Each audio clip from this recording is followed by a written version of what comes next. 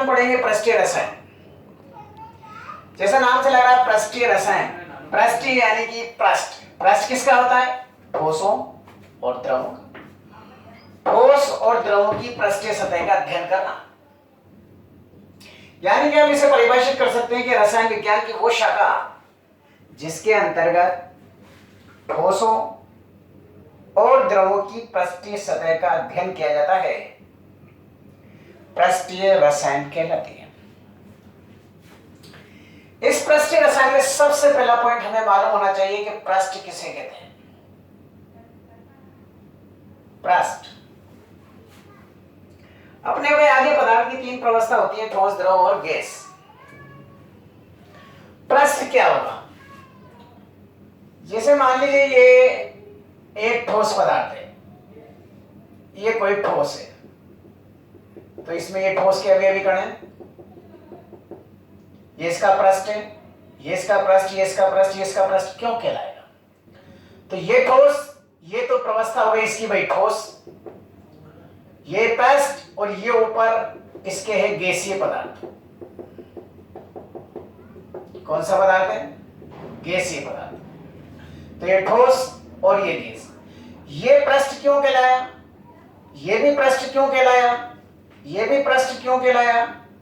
और ये भी पृष्ठ क्यों है? पृष्ठ दो प्रवस्थाएं, तो ठोस और ये कौन सी गैस। ये इस ठोस की ऊपरी सतह जो ये पृष्ठ है, ये पृष्ठ क्यों कहलाया? क्योंकि ये ठोस और गैस को एक दूसरे से क्या कर रहा है? पृथक कर रहा है, इसलिए कहलाया पृष्ठ। तो दो प्रवस्थाएं, ठोस और गैस, इसको ये सरफेस अलग कर रही है, इसलिए ये कहलाया पृष्ठ कहलाया। यानी कि दो प्रवस्थाओं को पृथक करने वाली सतह को हम पृष्ठ कहते हैं। पृष्ठ, ये तो ठोस का पृष्ठ हो गया। ये द्रव में देखिए, ये द्रव एक पात्र में द्रव भरा हुआ है, ये इसमें है द्रव के अवयवी कण, ये क्या कहलाएगा? द्रव का पृष्ठ। द्रव का क्यों कहलाएगा? क्योंकि इसमें ये तो द्रव के कण है और ये भाग गैस के। तो ये क्या कहलाएगा भाई? पृष्ठ कहलाएगा, द्रव का पृष्ठ कहलाएगा, क्योंकि ये द्रव और गैस के मॉलिक्यूल्स को एक दूसरे से क्या कर रहा है? पृथक कर रहा है, इसलिए ये भी क्या कहलाएगा? पृष्ठ कहलाएगा।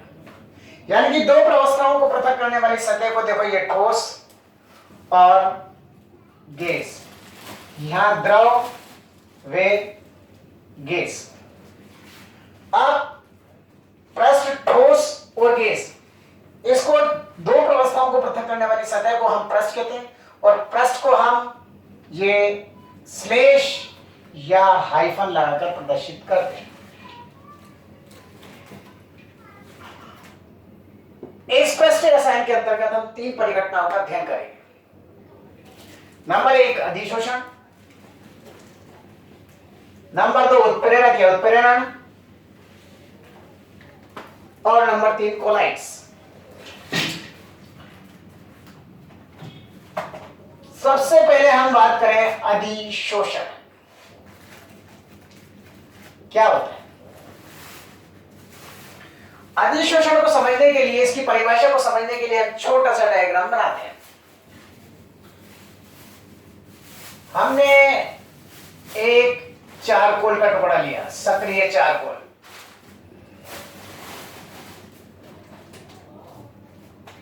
इसके ऊपर हमने हाइड्रोजन गैस को प्रवाहित किया। तो ये जो सक्रिय चारकोल है, ये इस हाइड्रोजन गैस को अपनी पृष्ठीय सतह पर अधिशोषित करता है। ये कौन सी सतह है? ये इसका पृष्ठ है। इसकी पृष्ठीय सतह पर कौन सी गैस अधिशोषित हुई भाई? हाइड्रोजन गैस अधिशोषित हुई। तो अधिशोषण को हमें परिभाषित करना है। ये सक्रिय चारकोल एक पदार्थ है और हाइड्रोजन गैस भी एक पदार्थ है। पदार्थ गैसीय और ये ठोस पदार्थ है।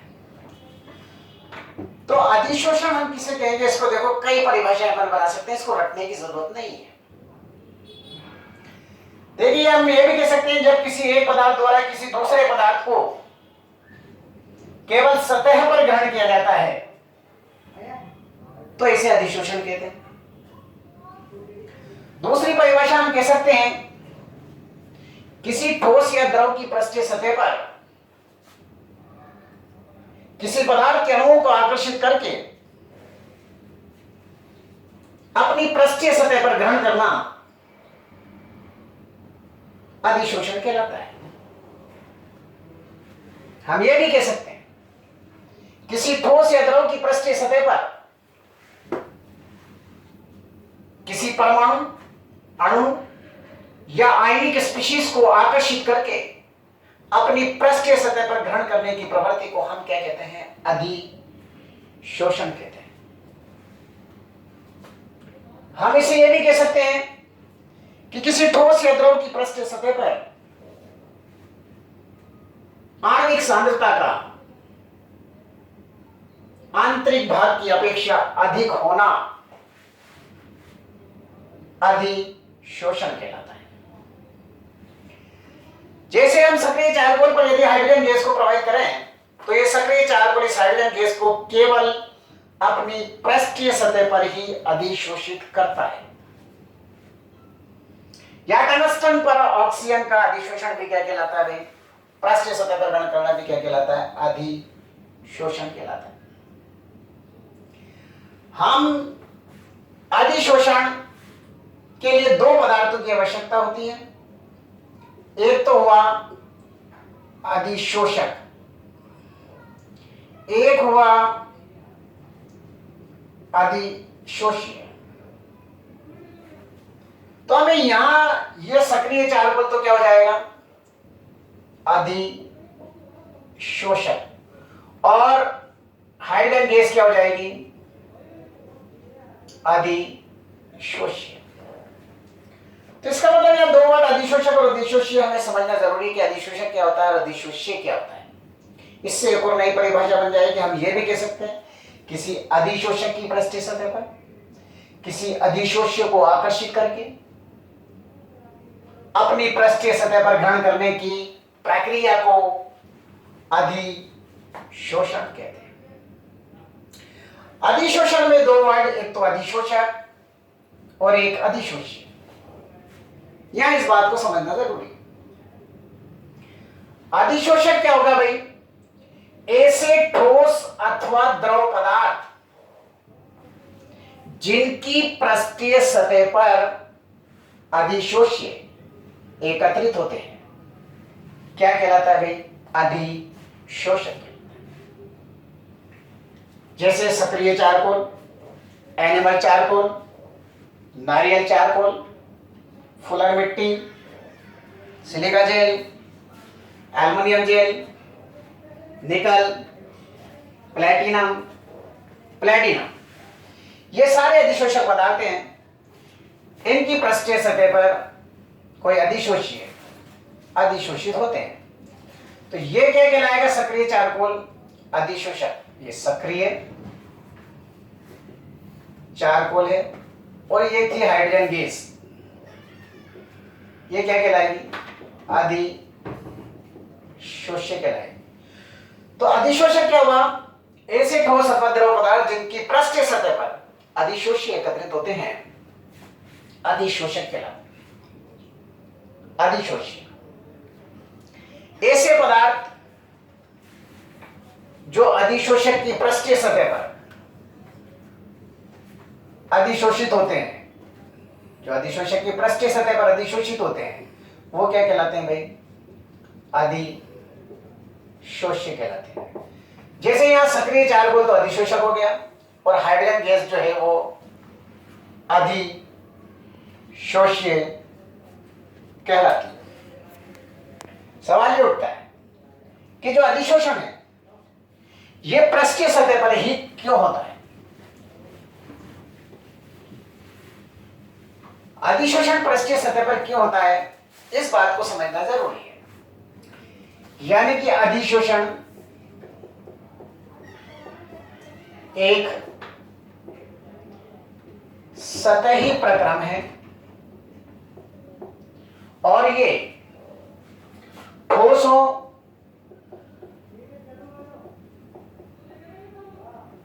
व द्रवों की पृष्ठीय सतह पर ही होता है। पृष्ठीय सतह पर ही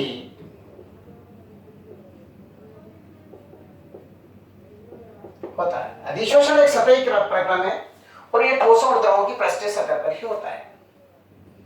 ये ठोसों और द्रवों की पृष्ठीय सतह पर क्यों होता है, इसको समझना जरूरी है। देखिए, इसे मान लीजिए कोई एक ठोस की अवयवी कण है,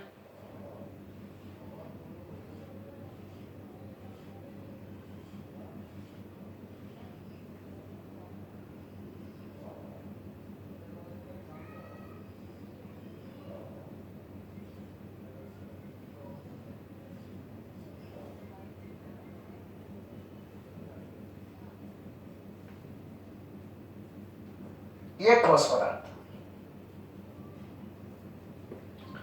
यहां ये द्रव पदार्थ,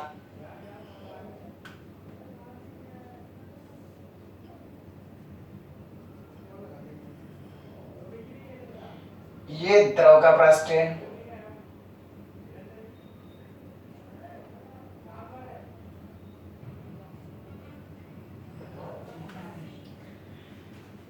यहां हम देखेंगे, देखिए ठोस जो पदार्थ हैं इनके बीच के कणों पर अगर हम विचार करें तो हम देखते हैं कि इसके बीच में अवयवी कण चारों ओर से अपने ही समान अवयवी कणों से घिरा हुआ है। इसलिए इस पर संतुलित आंतरिक आकर्षण बल कार्य करता है। संतुलित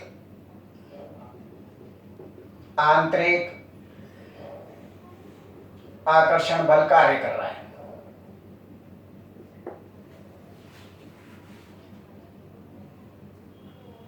चारों ओर से ये समान रूप से आकर्षित है, इसलिए संतुलित आंतरिक आकर्षण बल कार्य कर रहा है। और इस पर देखिए मुक्त संयोजकता अनुपस्थित है। मुक्त संयोजकता, एक तो संतुलित आंतरिक आकर्षण बल और मुक्त संयोजकता ही नहीं, तो ये आकर्षित किससे जोड़ेगा। इसलिए मध्य के कणों पर, ये द्रव का कण, ये देखिए इधर इधर इधर इधर अपने ही समान में कणों से घिरा हुआ है, इसलिए इसमें भी संतुलित आंतरिक आकर्षण बल लगता है और इस पर मुक्त संयोजकताएं उपस्थित नहीं होती हैं, इसलिए अधिशोषण मध्य के कणों पर नहीं होता है। पृष्ठीय सतह पर क्यों होता है, तो देखिए पृष्ठीय से ठोस के पृष्ठीय सतह के कण इधर और इधर अपने ही समान अन्य कणों से घिरा हुआ है, ये इधर उधर घिरा हुआ है, ये इधर इधर इधर इधर अपने ही समान अन्य कणों से घिरा हुआ है।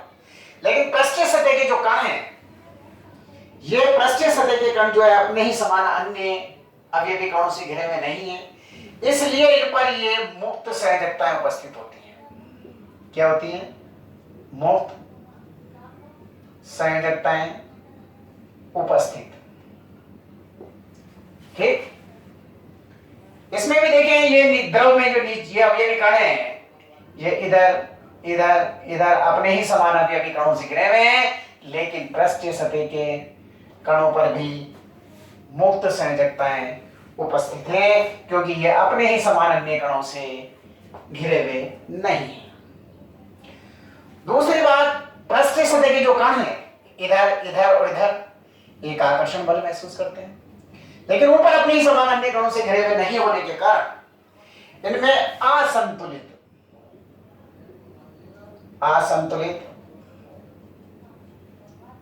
आंतरिक आकर्षण बल कार्य कर रहा है। तो पृष्ठीय सतह के अवयवी कणों पर दो बातें हैं कि एक तो मुक्त संयोजकता उपस्थित होती है और असंतुलित आंतरिक आकर्षण बल उपस्थित होते हैं। और असंतुलित आंतरिक आकर्षण बल के कारण ये एक आकर्षण इसके आसपास आने वाले कणों को ये आसानी से क्या करते हैं, आकर्षित कर लेते हैं। तो जब किसी अधिशोषी के कण इसकी पृष्ठीय सतह के निकट आते हैं, ठोस हो या द्रव की पृष्ठीय सतह के निकट आते हैं, तो पृष्ठीय सतह के कारण असंतुलित आंतरिक आकर्षण बल के कारण उनको अपनी पृष्ठीय सतह पर आकर्षित करते हैं और मुक्त संयोजकता के कारण अपनी मुक्त संयोजकताओं द्वारा उनको क्या कर लेते हैं, आकर्षित करके बंधित कर लेते हैं। इसलिए अधिशोषण केवल पृष्ठीय सतह पर ही होता है, इसलिए अधिशोषण ठोसों और द्रवों की पृष्ठीय सतह पर होता है। इसका मतलब आपकी ये बात समझ में आ गई कि अधिशोषण ठोसों की पृष्ठीय सतह पर ही क्यों होता है। इसके दो कारण हैं, क्योंकि पृष्ठीय सतह के अभिजीवी कणों पर मुक्त संयोजकताएं उपस्थित होती हैं और असंतुलित आंतरिक आकर्षण बल उपस्थित होते हैं। इसलिए जब किसी अधिशोषी के कण इसकी पृष्ठीय सतह के निकट आते हैं तो ये उनको आकर्षित करके अपनी मुक्त संयोजकताओं द्वारा बंधित कर लेते हैं, इसलिए अधिशोषण पृष्ठीय सतह पर ही होता है। इसके बाद ये जो अधिशोषण है, ये अधिशोषण दो प्रकार का होता है। एक तो भौतिक अधिशोषण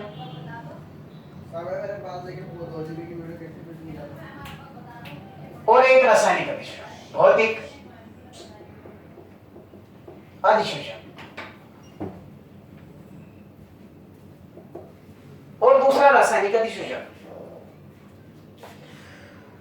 भौतिक अधिशोषण की बात करें किसे कहते हैं, इसको भी रटने की आवश्यकता नहीं है, क्योंकि अभी हमने बताया कि अधिशोषण में दो पदार्थों की आवश्यकता होती है, एक तो अधिशोषक और दूसरा अधिशोष्य। जैसे मान लीजिए एक अधिशोषक पदार्थ, यह अधिशोषक,